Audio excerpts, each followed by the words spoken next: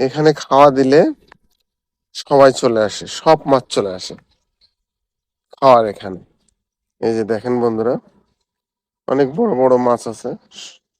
আমার কাছে মনে হচ্ছে যে সব ধরনের মাছই এখানে আছে, এবং এর ভিতরে সাপও আছে।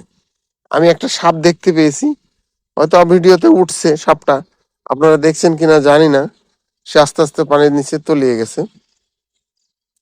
ওই যে ওইটা কি জাতের মাছ না কি এটা জানি না, শুধু আগা ছুঁচলো, ওই জায়গা, ওই দেখেন দেখেন, শুধু মাথাটা উঁচু করতেছে, হুল জাতীয়, হয়তো বা চিংড়ি। ওই যে ওই যে, ধন্যবাদ সকলকে। যা আমার নিজের কাছে খুব ভালো লাগছে। তো অসংখ্য ধন্যবাদ সবাইকে, সবার জন্য দোয়া রইল।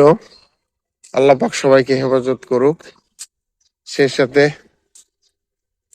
সকল মুসলমান ভাই ও বোনদের 30টি রোজা করার তৌফিক দান করুক। আমিন।